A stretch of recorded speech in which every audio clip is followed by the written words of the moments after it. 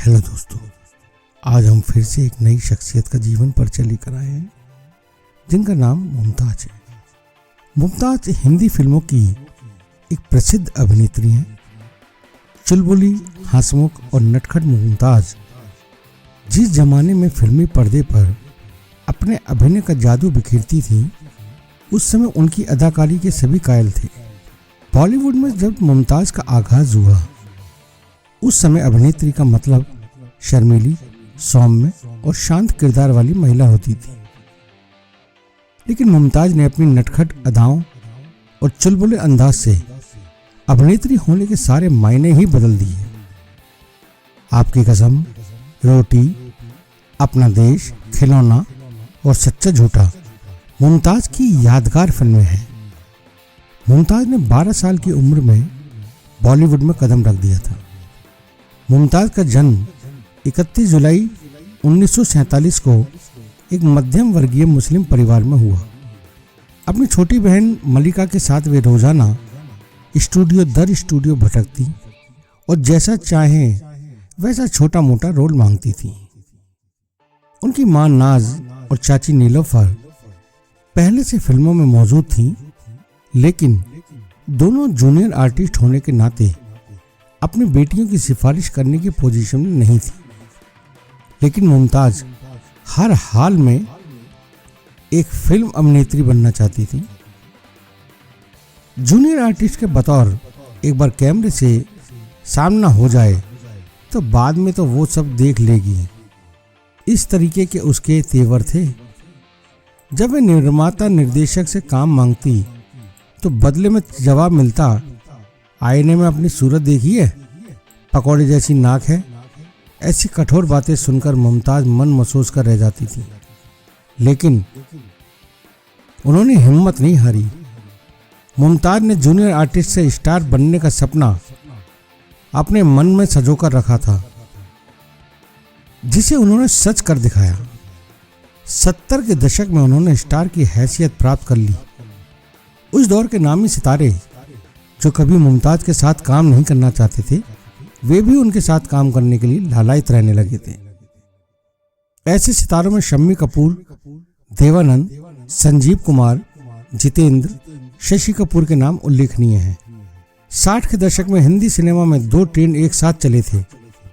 पहला ट्रेंड था चंबल की घाटी में जितने भी दस्यु सम्राट और दस्यु सुंदरियां थीं, उनके जीवन को आधार बनाकर फिल्में बनाना। डाकुओं को लेकर धड़ाधड़ पटकथाएं लिखी गईं। फिल्मों का नायक जब डकैत हो तो फिल्मों में 3 सफल फार्मूले एक साथ शामिल हो जाते हैं, जैसे वॉयलेंस विद एक्शन, सुंदरी सुरा दर्शक को और क्या चाहिए। सेंसर बोर्ड भी पटकथा के ताने बाने को देखकर आंख मीच लिया करता था। दूसरा ट्रेंड चला कुश्ती और अखाड़े का। दारा सिंह जैसे पहलवानों को लेकर अनेक फिल्म निर्माताओं ने ढेरों कुश्ती पर आधारित फिल्में बनाई।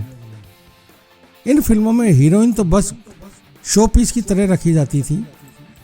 नामी हीरोइन भला ऐसी फिल्म में क्यों काम करने लगी। बिल्ली के भाग्य से कई छींके एक साथ टूटे और मुमताज के आंचल में आ गिरे। मुमताज ने दारा सिंह जैसे पहलवान के साथ 16 फिल्में की और ज्यादातर बॉक्स ऑफिस पर सफल भी रहीं। भारी भरकम, ऊंचे पूरे कद्दावार कदकाठी के दारा सिंह अपने सामने बोने आकार वाली मुमताज से जब प्यार का कोई डायलॉग बोलते थे तो दर्शक हंस हंस कर लोटपोट हो जाया करते थे। वह रोमांटिक सीन ठेठ कॉमेडी में बदल जाता था। इस बेमेले जोड़ी ने गीत संगीत से सजी संवरी फिल्मों से 10 साल तक दर्शकों का मनोरंजन किया।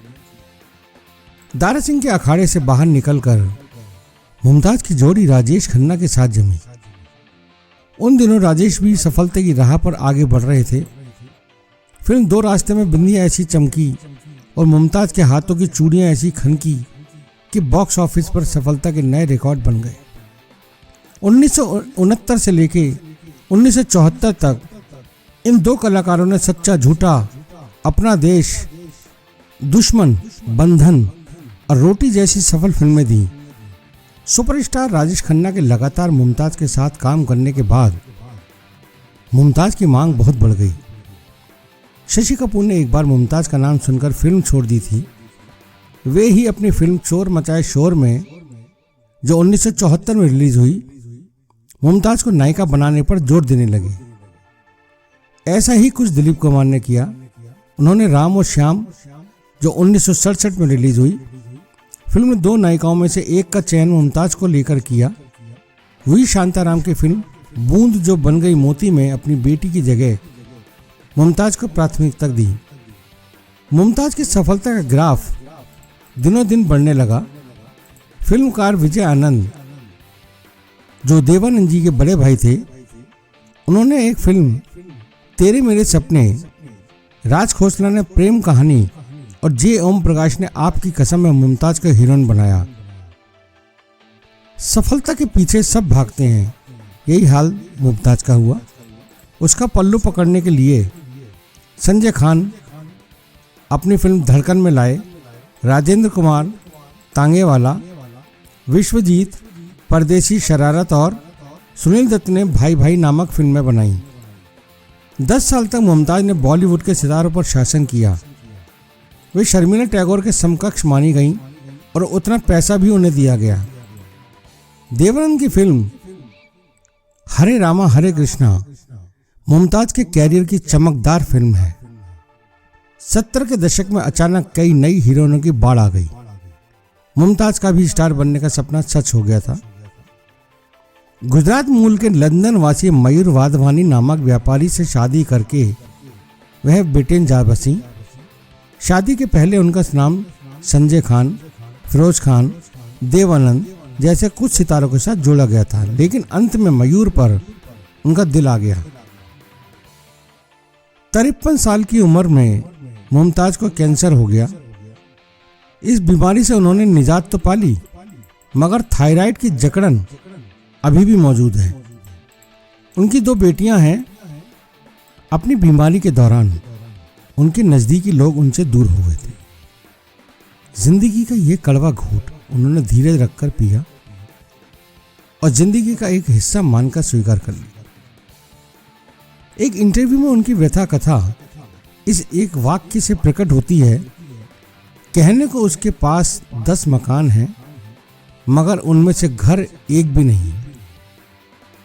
सन 1990 में फिल्मों में किस्मत आजमाने मुमताज़ अपनी दूसरी पारी में आई थी। शत्रुघ्न सिन्हा के साथ फिल्म आंधियां, मगर नाकामयाबी मिली। मुमताज़ समझ गईं कि नई नायिकाओं से मुकाबला करना उनके लिए अब आसान नहीं है और उन्होंने अपने अभिनय को अलविदा कहने में ही भलाई समझी। दूसरी पारी में असफलता के बावजूद मुमताज़ की सफलता चौंकाने वाली है। साधारण सूरत और बगैर गॉडफादर के उन्होंने सफलता का नमक अपने बल पर चखा और दूसरे को भी चखाया।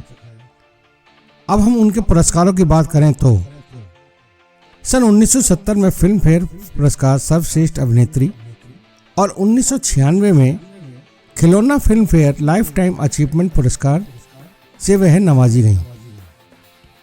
तो दोस्तों, आज की स्टोरी यहीं पर समाप्त होती है। अगली ऐसी है एक नई स्टोरी के साथ फिर मुलाकात करते हैं आपसे। तब तक के लिए थैंक यू।